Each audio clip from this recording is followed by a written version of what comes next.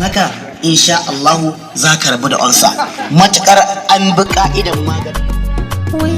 Salamu alaikum ya jama'atul musulmi, da farko ina muku sallama irin ta addinin musulunci bayan gaisuwa mai yawa tare mutanen wannan gari mai albarka. Oga, ga kayan ba an kammala komai ta. Ga shi kenan sai kuma gobe Allah kai mu zan shiga. Hadi saduwa ta yi wahala. Wallahi manu. Wada ma kana ganin nan? Wallahi ina nan manu. Kai, gaskiya abun sai dai fata alheri fa. Wada ma dan Allah ka shigo. Hadi ya kamata mu je gida fa. Sallah ta gabato. Allah ya kiyaye. Me zan je in yi a gida?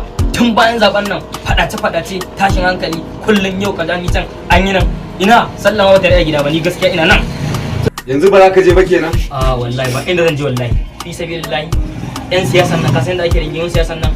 Abun hauyin ma yan siyasan nan ba ta mu suke ba kuma wani ka san cewa haka suka koro mu daga gida. Gaskiya ni ba inda zan je.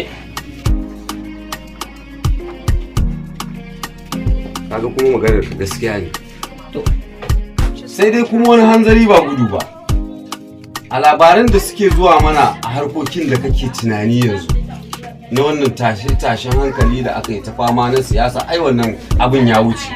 Mun samu wasu labarai da suka shigo mana a wannan kwanakin nan.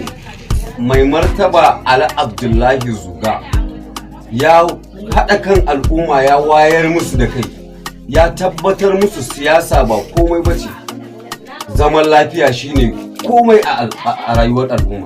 Ni dai a yanda dai suke gaya mana kenan. Kuma yanzu halin da ake ciki kowa ya gane, za ka ga aboki da aboki, dan can jam'iyyar da dan can jam'iyyar an zo an haɗe an zauna kawai uzuri ake yi yadda ka san ba a taɓa yin siyasa ta gaba ba. Haka yanzu a zuga ake. A zugan? Ai gaskiya mami na ji daɗin wannan labarin naka. In kuwa ka ne yanzu nan ma mu tashi. A ka bari mun gobe ma tafi tunda jibi ne sallah. Okay. Sai dai wani hanzari ba gudu ba. Da aka yi? Akwai silarai. Duk wannan ba matsala ba ce, ai tun da an samu zaman lafiya. Ok. Amma kuma kana kama harka, talƙami biyu tuke? Kai ka kalli wannan jikinka mana, ya kai 8,000 fa. To ma ne mai kamar wasu magana? Ah,